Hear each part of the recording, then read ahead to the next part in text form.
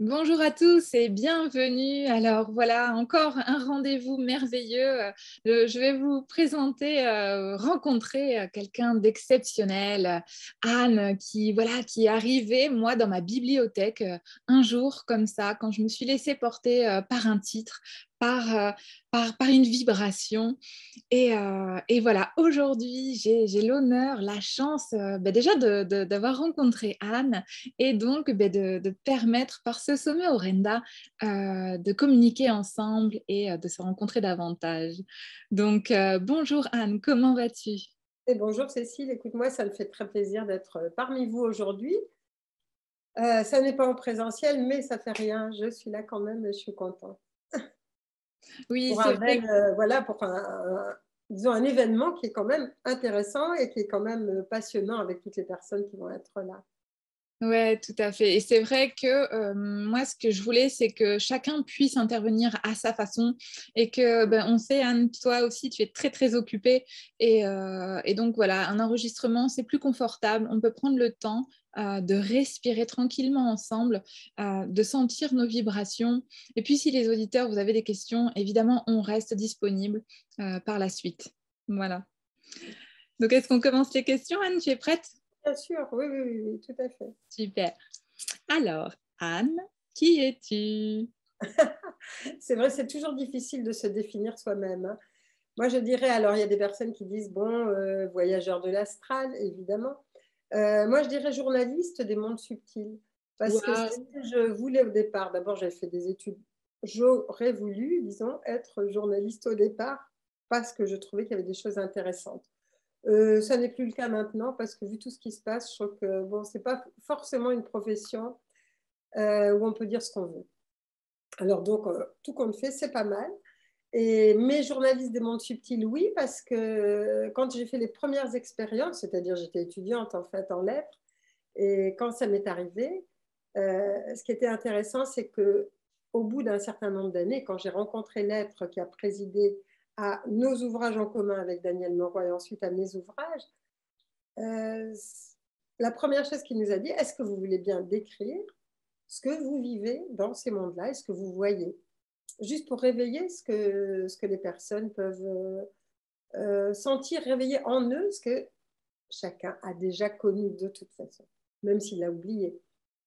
Donc, notre rôle, c'était surtout ça, c'était de vivre les expériences et de pouvoir les raconter, et pas de prouver quoi que ce soit. Parce qu'après, les personnes, bon, ben, elles croient pas, elles pensent que c'est vrai. Mais dès le début, il y a beaucoup de personnes qui nous ont dit, mais ça me parle, et puis ça correspond à ce que j'ai ressenti, ou quelquefois ça correspond à ce que j'ai vécu, mais je n'osais pas en parler. Surtout à l'époque où on a commencé, c'est-à-dire dans les années 80, bon, il n'y avait pas grand-chose sur le sujet. Maintenant, il y a plein de choses, quoi, donc c'est différent.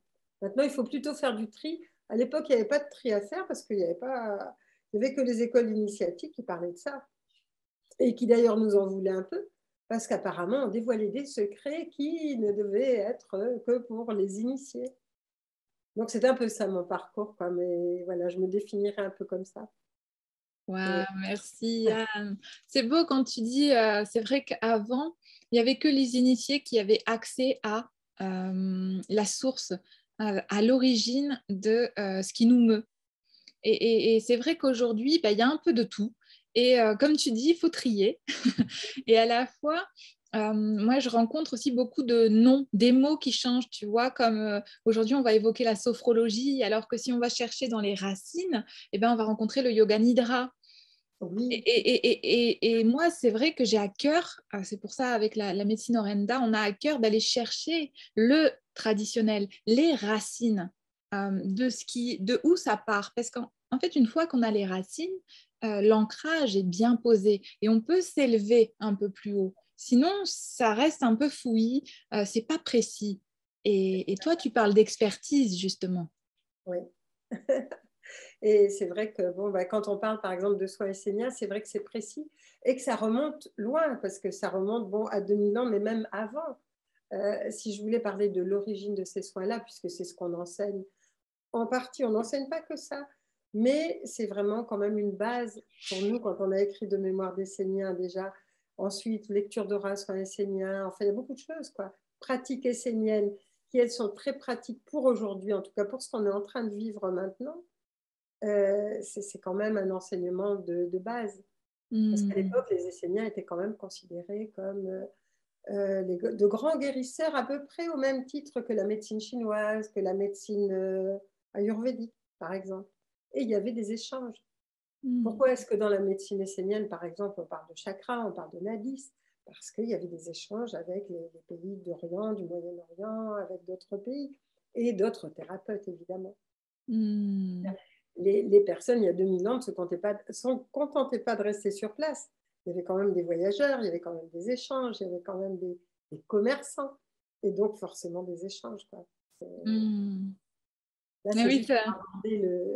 oui, complètement, complètement. Ça me touche quand tu dis ça parce qu'effectivement, ce que je dis souvent aussi, c'est revenir dans le contexte. Si on recontextualise, oui, effectivement, à ces époques-là, il y avait le nomadisme. Et donc, il y avait aussi les cueillettes. Et donc, on ne vivait pas du tout de la même manière. Non. Et c'est fort possible qu'on y revienne, d'ailleurs. Effectivement. Pas de façon, mais on risque d'y revenir quand même.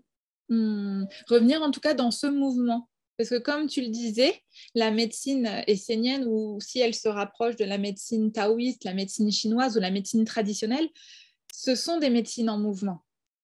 On reste vraiment sur une respiration, un mouvement. La vie, c'est le mouvement. Et vouloir tout cloisonner, tout scléroser, c'est tout enfermer presque dans la mort, en fait, finalement. Exactement, oui, tout à fait. Et d'ailleurs, en médecine essénienne, ce qui m'a intéressée aussi, c'est qu'il y a des choses qui se sont réactualisées par rapport aux pathologies actuelles. Donc, on aurait pu dire, bon, ben, on reste. Alors, effectivement, la base est toujours quand même la même. Mais après, bon, ben, y a des changements par rapport à ce qui se passe dans nos organismes qui ne se passaient pas à l'époque. Parce que les vies étaient différentes, parce qu'on n'avait pas les mêmes pathologies, il n'y avait pas les mêmes problématiques. Il y a quand même toujours des problématiques de base. Ce que j'aime, disons, dans cette médecine-là, c'est qu'il y a une connaissance parfaite de l'anatomie physique, mais il y a aussi une connaissance parfaite, je ne parle pas de moi, mais je parle de cette médecine-là, hein, de l'anatomie subtile. Donc, ça veut dire que tous les mécanismes subtils qu'on a voulu éradiquer quand on a commencé à faire le siècle, à arriver vers le siècle des Lumières, qui n'était pas du tout lumineux, mais enfin, où on croyait qu'on était dans une médecine extraordinaire parce qu'on touchait le physique et qu'on commençait à cloisonner toutes les parties du corps physique, on revient au fait de s'apercevoir que si on est malade, c'est parce qu'il y a quelque chose qui se passe à l'intérieur de nous et pas à l'extérieur. Et ça, c'est important pour tout ce qu'on est en train de vivre même en ce moment, parce qu'on est en train de se dire, ben oui, on attrape ci, on attrape là. Ben oui, évidemment, mais ça va au fil de nos émotions. Et je me souviens très bien d'un enseignant du Mont-Carmel, bon, et d'un enseignant essénien, tout simplement, d'un des maîtres enseignants, qui nous disait, mais toute maladie, quelle qu'elle soit, est une maladie d'abord de l'âme et du cœur. Quelque chose, ce sont des scories qui, dans le cœur, ne sont pas encore nettoyées, ne sont pas encore éliminées. Et je pense que c'est pour ça que c'est une médecine du passé, mais en même temps, c'est une médecine du futur. Par exemple, je peux dire que c'est une médecine, alors pour moi, c'est, bon, en revenant aux origines, ce n'est pas uniquement une médecine qui se passait il y a 2000 ans. Les anciens Égyptiens aussi connaissaient cette médecine. Et ensuite, je veux dire, ils l'avaient d'où et de quel endroit ils l'avaient? En Atlantide, on pratiquait de la même façon. Et les Atlantes l'avaient aussi des êtres des étoiles. Et donc, on en revient, et maintenant, on en revient à des contacts qui font que on apprend, disons, différents types de médecine, différentes façons de se soigner ou de se guérir, qui fait que, en fait, ça vient de très loin, quoi. Utiliser la lumière, utiliser le son, utiliser... oui, c'est ça, en fait, la lumière et le son. Ce sont vraiment des moyens qui sont utilisés sur d'autres plans. Et lorsque j'ai vécu des expériences sur d'autres planètes ou sur d'autres plans, ne serait-ce que des plans d'après-vie, des plans d'avant-vie, il y a des éléments qu'on retrouve et qui sont les mêmes. Et alors, j'ai été très étonnée, et ça Avec Antoine, on a, par exemple, quand on voyage, on a fait beaucoup de rencontres avec des praticiens d'autres pays et avec nos groupes, quoi, donc de thérapeutes. Et on s'est aperçu qu'il y avait des médecines qui étaient semblables, mais qui étaient dites de façon différente. Par exemple, chez les Indiens Hopi, chez les aborigènes d'Australie, chez les Mayas, on s'est aperçu que leur médecine et la médecine essénienne avaient de grosses ressemblances. Ils font par exemple une incision avec une plume que nous, on va faire différemment. Ils vont mettre un son de guérison que nous, on va mettre aussi, même si ce n'est pas la même tonalité, même si c'est un peu différent. Enfin, il y a quand même des choses qui sont très proches, parce que leurs enseignements aussi ont été donnés, peut-être pas forcément aux mêmes époques, mais en tout cas par les mêmes êtres, et qu'ils les ont adaptés à leur peuple, à leurs besoins, à leur époque, en fait. Et donc, c'est très intéressant de voir quand même qu'en fait, on peut parler le même langage entre tradis praticiens ou entre chamans. Bon, quand le chaman, c'est un guérisseur. Et on a fait des échanges avec des Amérindiens, on s'est aperçu qu'il y avait des choses qui ressemblaient fortement. Donc, ça, Ouais, c'est précieux. complètement. Ah ouais, ça c'est vraiment précieux. Et moi j'aime beaucoup aussi l'alchimie. Et quand tu dis précieux, j'entends près des cieux, Oui. que la lumière. C'est une belle langue. Oui. Pour rebondir sur tout ce que tu viens de nous donner comme information, c'est vrai que à travers chaque sens, à travers l'eau qui rentre en vibration avec le sang, avec l'air qui rentre à l'intérieur, qui nous met en mouvement, et tous ces rythmes, toute cette matière, cette structure et tous ces sens qui se rencontrent, c'est ça en fait qui nous met en vie. Et c'est ça qui nous guérit. Tout à fait. Tout à fait. Parce qu'on tient compte de tous les éléments qui sont en nous et qui sont à l'extérieur de nous. Et Exactement. je vois quand j'étais en train de relire justement le petit livre qui s'appelle Pratique essénienne. Et celui-là, je me suis dit, mais en fait, chaque jour, ce n'était pas des choses contraignantes du tout. Mais il y avait par exemple une méditation par rapport à l'air, par rapport à l'eau, par rapport à la famille élargie, c'est-à-dire les amis, les gens qu'on aime, par rapport à la terre. Donc, et à chaque fois, il y avait, par exemple, penser à remercier les éléments ou penser à boire en conscience, Mm. penser à recevoir, à remercier les ondins, les ondines, les êtres de la nature. Pour eux, tout ça, c'était du connu.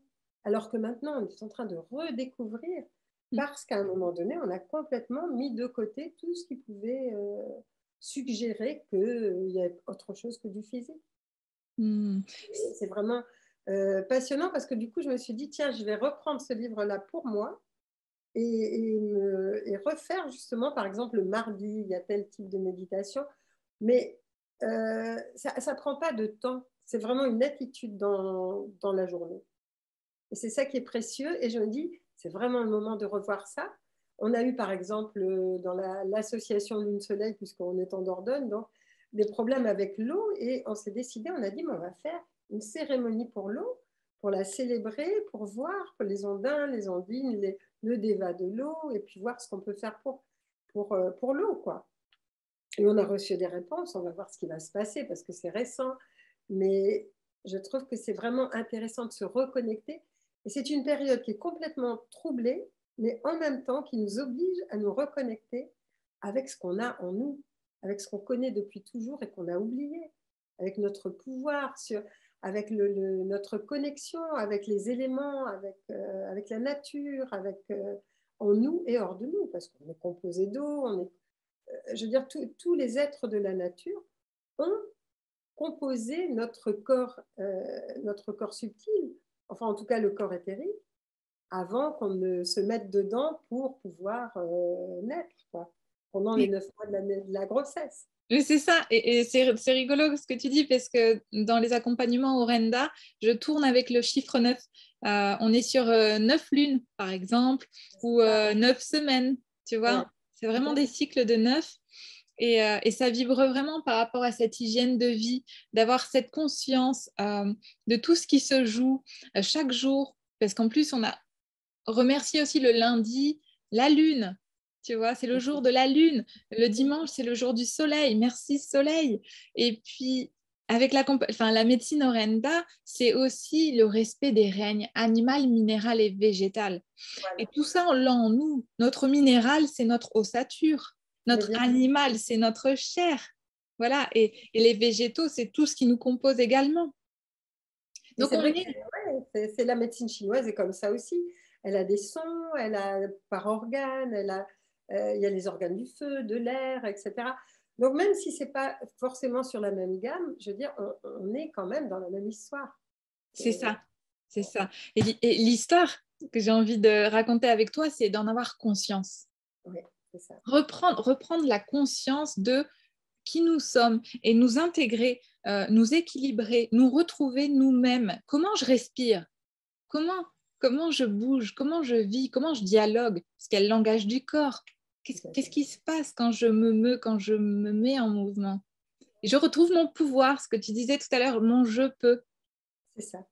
C'est là où on s'aperçoit qu'on est puissant, qu'on est beaucoup plus que ce petit personnage que nous sommes venus jouer là pendant une centaine d'années maximum, en général, Maximum. sur notre Terre, pour l'instant en tout cas. Et qu'on est beaucoup plus que ça. Je veux dire qu'on est vraiment multidimensionnel. Et que cet être multidimensionnel que nous sommes, je veux dire, il faut vraiment le retrouver.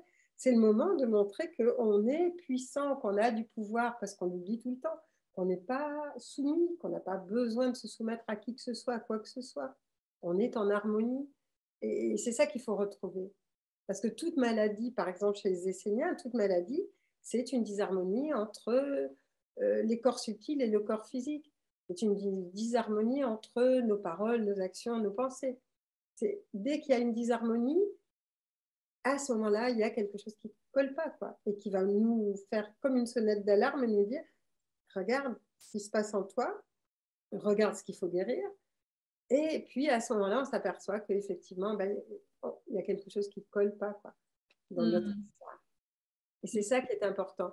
Et là, vraiment, on est à une époque fabuleuse parce qu'on peut recommencer à découvrir tout ça au lieu de se laisser bercer par des illusions physiques ou de soi-disant, je veux dire, découvertes qui en fait n'en sont pas. Parce que toutes ces découvertes actuelles, je veux dire, quand je parle de découvertes physiques, quoi, hein, je veux dire, ça fait longtemps, enfin, je veux dire, qu'on devrait les avoir, aller même beaucoup plus loin. Dire, on en est encore au b.a.-ba de notre histoire, quoi. Donc, c'est le moment de se réveiller. Ah ouais, vraiment, c'est le moment et de retrouver cette énergie qu'on a dans ce nouveau monde. Et encore une fois, je reviens sur reprendre sa place véritable parce que ensemble, on va pouvoir vibrer, rayonner, grandir cette cellule unique en fait qui nous compose. Et comme tu le disais aussi tout à l'heure par rapport à l'approche des Amérindiens, c'est remercier chaque élément qui est autour de nous, retrouver le respect de l'eau, la base. Enfin, je veux dire, retrouver aussi cette connexion avec ce qui nous fait vivre. C'est pas, enfin, l'argent, ça se mange pas. Le papier de l'argent, ça se mange pas. Voilà. Tout à fait. Sans compter que on ne sait même pas s'il en restera, quoi. Je veux dire, il faut se mettre dans la tête qu'on peut. Est-ce qu'on est capable de tout perdre de cet ancien monde? Est-ce qu'on est capable de vivre quand même, d'être bien quand même et de se débrouiller quand même? Et Et de d'être autonome. posséder nos diplômes, nos titres. C'est vraiment le moment de se dire, est-ce que je peux perdre mes rôles, quoi, en fait, hein, le rôle de père, de mère, de mari, de femme, d'enseignant ou n'importe quoi, et quand même être bien, et quand même développer autre chose. Est-ce que je peux perdre tout ce qui est ce papier, cet échange d'argent? Est-ce qu'il n'y a pas d'autres types d'échanges? Enfin, on est en train de reconstruire un nouveau monde, quoi, en fait. Ah ben, on est bien d'accord, hein. Et peut-être revenir à une question. Hum. Plutôt, comment tu dirais que ton parcours t'a amené là, ici, maintenant? Euh, Tu veux dire physiquement en Dordogne ou, ou là où je suis Ouais, là, physiquement, en Dordogne, déjà, c'est une question intéressante. Qu'est-ce qui a fait que, pouf, tu Oui. te retrouves là matériellement, voilà. Alors déjà, bon, on était étudiants avec Daniel Moreau à l'époque, donc le premier partenaire. Et donc, on était en relation donc, avec les guides de ces autres plans, avec un guide notamment. qui a dit, bon, mais moi, je suis représentant d'un groupement qui est là pour permettre à la Terre d'évoluer au niveau de la spiritualité et de l'ouverture de conscience, parce qu'il y a des guides qui, eux, vont être là pour éveiller au niveau de l'avance technologique, d'autres qui vont être là pour d'autres raisons, quoi. Et là, bon, donc c'était celui-là, et c'est toujours celui-là. Et c'est lui qui préside un peu à ce qu'on écrit. Et donc, à un moment donné, il nous dit, ça serait bien que vous alliez on habitait le nord de la France. Il nous dit, vous avez travaillé dans un endroit qui était vraiment le bassin minier, donc où le degré vibratoire est quand même assez lourd. Et maintenant que vous avez l'habitude, vous allez pouvoir aller dans un endroit qui correspond plus à vos vibrations et qui va vous permettre d'émettre beaucoup plus vite ce que vous enseignez, au fond, ce que vous dites. Et donc, c'est une région qu'on ne connaissait absolument pas. Et c'est très drôle parce que du coup, ben voilà, c'est comme ça qu'on a connu le Périgord. On savait qu'il y avait un périmètre d'une 50aine de kilomètres qui s'est rétréci petit à petit. On est arrivé là et puis on s'est aperçu qu'après, on est en fait dans un endroit qui correspond non pas au chakra du cœur de la Terre, mais qui est en relation avec qui est un sous-chakra, qui est en relation avec le chakra du cœur de la Terre. Et donc, qui correspond à notre travail, et aussi pour tous ceux qui s'installent dans cette région, quoi. Je veux dire, forcément, on n'est pas attiré. C'est une région qui est difficile dans la mesure où elle est facile quand on y passe, elle est difficile quand on y reste, parce que ce qui nous a été expliqué, c'est vraiment une région qui va révéler toutes les failles. Et à un moment donné, bon, bah, évidemment, c'est pas évident, quoi, toutes les blessures, les failles à guérir, tout ce qu'il y a à faire. Et puis, à un moment donné, bah, les gens ou restent ou partent. Mais quand ils restent, il y a déjà un acquis, quoi. Je veux dire, ça veut dire, c'est pas la région qui va s'adapter à nous, c'est nous qui allons nous adapter à l'énergie de ce lieu. Et quand on dit le pays de l'homme, ça peut se vivre à plusieurs niveaux. Les Tibétains disent le pays de l'homme avec le homme tibétain, par exemple. Et c'est vrai que c'est une région quand même où il faut penser que les grottes de Lascaux, ce sont des grottes où est représenté le ciel de l'époque atlante. Donc c'est vraiment, je veux dire, c'est tout un univers, quoi. On est dans un lieu où il y a tout un univers. Évidemment, ce n'est pas le seul lieu sur Terre, parce qu'il y en a plein de lieux, mais c'est un lieu qui correspond à ça. Donc c'est comme ça qu'on est arrivé dans cette région. On n'avait pas d'argent, c'est venu petit à petit, et il fallait qu'on quitte un travail d'enseignant parce que bon, ben, ça permettait de faire nos études surtout. Et puis ben, on a trouvé, ça s'est bien passé. Waouh! D'abord qu'on fasse confiance. Et c'est là où je dis aux gens, n'ayez pas peur à un moment donné de faire un pas dans le vide, parce qu'au moment où on nous a dit de partir, on n'avait pas de travail, on n'avait rien qui nous assurait de quoi que ce soit, mais on a dit oui. Et à partir du moment où on a fait le pas, à ce moment-là, les choses se sont mises en place. Mais elles ne se sont pas du tout mises en place avant. On n'avait pas de sécurité avant. C'est pour ça que je dis toujours aux personnes, n'ayez pas peur de tout d'un coup de lâcher, parce qu'au moment où vous lâchez, il y a quelque chose qui peut venir. Mais vous n'allez pas avoir une sécurité avant. C'est une question de confiance, quoi. De confiance dans la vie, de confiance dans ce qui va se passer. Et là, si vous avez confiance, il va se passer de belles choses. Ouais, merci beaucoup, c'est magnifique ce témoignage, ça me touche beaucoup parce que j'entends aussi oser y aller et oser avoir confiance justement dans ce grand mystère, dans ce grand inconnu et dans la vie. Et ce qui me touche davantage, c'est que j'ai eu un peu ce parcours et que je suis moi-même aujourd'hui en Dordogne. Et qu'il y a comme quelque chose qui dit aussi oser guérir. Êtes-vous prêt réellement à accueillir ce qui va vous arriver? Parce qu'il y a plein de gens qui, oui, je veux ci, je veux ça. Ok, tu es prêt parce que le voyage, t'es pas arrivé tout de suite. C'est un voyage. C'est pas toujours confortable. C'est ça. Et moi, je suis en fait pareil, j'avais plus de maison, je revenais de Chine puisque j'avais passé mes examens, mes douanes en Chine. Donc, j'étais partie un mois là-bas. Et je reviens, plus de maison, plus rien, parce que j'avais tout laissé justement pour changer, transformer, transmuter. Et j'étais là avec mon sac à dos, bon, ben, je vais où? Et je me suis dit, ok, c'est le moment de lâcher et c'est l'univers, c'est l'énergie, c'est la vie qui va t'amener là où il faut. Et ce qui s'est passé, c'est que je recherchais un lieu pour faire une résidence d'artiste, pour créer mon tarot qui, j'espère, sortira cette année. Et, euh, et là, hop, quelque chose se pose en Dordogne. J'étais là, ah ok, pourquoi pas. La forêt, l'eau, ça vibre pour moi, donc c'est ok. Et puis derrière, il y a eu toute la situation française, mondiale, sanitaire. Et je suis encore là. Et ok, ok, merci la Terre, merci, je suis plutôt bien. Mais on a de la chance. On n'est pas dans des régions à taux vibratoire élevé, disons, par hasard. C'est sûr qu'on est attiré vers une région, vers une autre à un moment donné. On ne sait pas pourquoi, quelquefois.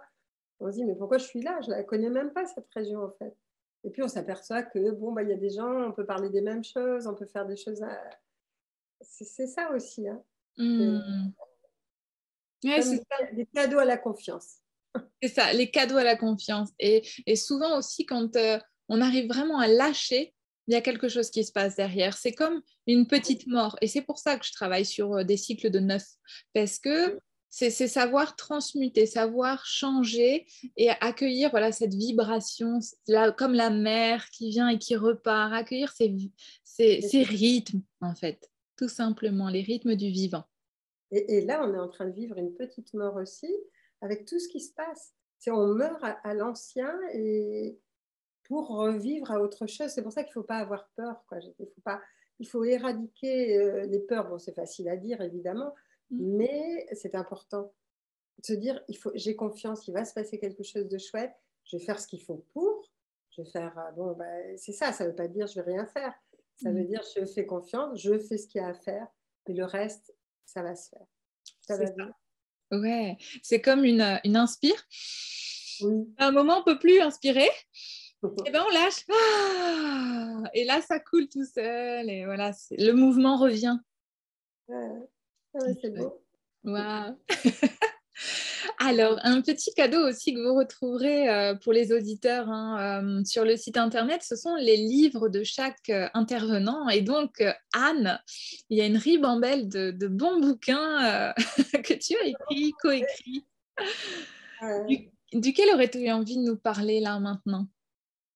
En ce moment, j'en cite plusieurs. Déjà, pour la situation actuelle, je cite par exemple bon, les dossiers du gouvernement mondial, mais qui n'est pas à lire d'affilée, ce n'est pas facile à lire, mais on peut pêcher dedans une chose, une autre, une troisième, et s'apercevoir que ce que j'avais écrit à l'époque, pour lequel j'ai eu beaucoup d'ennuis d'ailleurs, et pour lesquels j'ai perdu la maison d'édition, enfin, il s'est passé plein de choses avec ce livre-là, mais c'est lui qui, je veux dire, il se réalise actuellement, les événements qui sont écrits dedans sont en train de se réaliser actuellement. Donc, on comprend mieux ce qui se passe. Il y a aussi Gina, parce que Gina, c'est une journaliste qui, justement, que j'ai vue dans l'autre plan parce qu'elle était décédée. Donc, elle avait quitté son corps physique. Mais ce qu'elle a vécu, c'est vraiment ça préparait tout ce qui se passe maintenant. Et après, je trouve que pour se s'aider, il y a aussi petit manuel pour un grand passage. Il y a donc les rituels esséniens dont je parlais parce que c'est vraiment ce qui va nous remplir quoi aussi. Et le petit livre soi où il y a des méditations particulières parce que ça permet un nettoyage qui va permettre d'aller plus loin. Donc je me dis, et puis bon, alors après il y a les derniers qui parlent puis le dernier qui va sortir, le prochain qui va sortir peut-être en juin, j'espère, donc bientôt. Et enfin, donc ce mois-ci, quoi. Donc, et qui parle, enfin, je veux dire, c'est en relation avec les galactiques qui parle justement de notre Terre. Donc c'est vraiment pour maintenant. Waouh, comme quoi, hein, tout vient au bon moment une fois qu'on sait entendre, écouter et vibrer avec l'extérieur aussi. Parce qu'on parlait tout à l'heure d'intériorité, savoir reconnaître ce qu'il y a à l'intérieur pour pouvoir vibrer, communiquer et rencontrer le monde extérieur. Et à la fois revenir voilà, dans cette respiration qu'on va retrouver dans toutes les médecines. C'est ça. Ouais. Et Donc, vraiment, ouais, se retrouver soi. et c'est bien donc du coup de pouvoir faire un congrès avec tout ça. Et voilà, c'est pour ça qu'on fait tout ça. C'est courageux, c'est bien. Bah, merci beaucoup, oui, Anne. Merci. Alors, j'ai une dernière question, si c'est bon pour toi.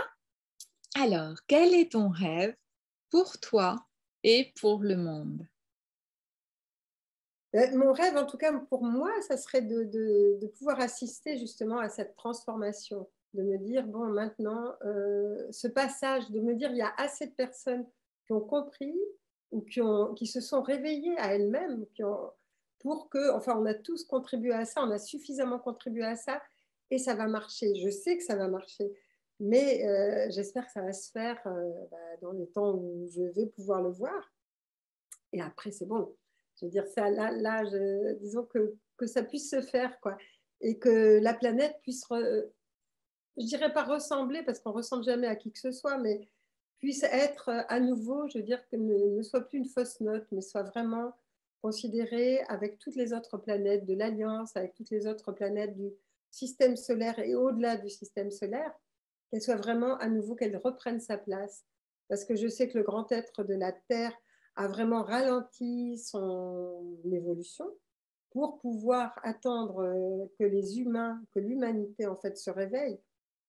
Et maintenant, avec ou sans nous, de toute façon, il va faire cette évolution. Et j'espère qu'il y a le maximum de personnes qui vont la faire avec lui et que ça va bien se passer. Et pour moi, c'est vraiment important. Oui, waouh, c'est beau. Et puis j'ai presque envie de dire aussi qu'effectivement tu seras là pour le voir et que tout le monde, quelque part, sur n'importe quel plan, sera là pour vibrer avec ça. On verra, Mais, hein, mais je te rejoins sur le fait de j'aimerais bien être là.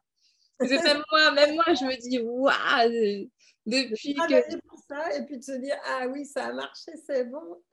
ouais, sans sentir en fait dans nos sens, parce que bah, sur les autres plans, peut-être c'est aussi autrement. Et dans cette matière ici incarnée maintenant, c'est ici maintenant que j'ai envie de sentir cette. Non, parce que c'est vrai que, voilà, si on vient physiquement sur cette terre, c'est important aussi à un moment donné de se dire, bah oui, ça compte ce physique et puis on fait avec, quoi. Ah oui, oui, oui. Ah bah, avec la médecine Orenda, pour ceux qui me connaissent ou ceux qui vont apprendre à me connaître, le corps, moi, je pars de qu'est-ce que dit mon corps? Oui, c'est ça. Voilà, qu'est-ce que dit mon corps, qu'est-ce que dit mon cœur, qu'est-ce que dit mon esprit, et c'est ensemble qu'on bouge, qu'on se met en mouvement et qu'on vit. Et ce que tu dis comme mot ensemble, c'est valable pour nous et puis c'est valable pour tout le monde. Si on est ensemble, ça va marcher, de toute façon. Et quelles que soient nos différences, enfin, nos croyances, peu importe, je veux dire, c'est pas ça qui compte, quoi. Ça me vibre partout. Waouh. Ben, je te remercie beaucoup, Anne. Eh bien, merci et puis bonne Oui. suite en tout cas, hein. Oui, et puis bah, merci à vous les auditeurs. On se retrouve tout de suite pour en parler de vive voix ensemble. Et si vous avez des questions, on prendra le temps d'en discuter et de éventuellement te recontacter, Anne. Aucun problème. Ça marche. Merci beaucoup, merci les auditeurs et je vous dis à bientôt.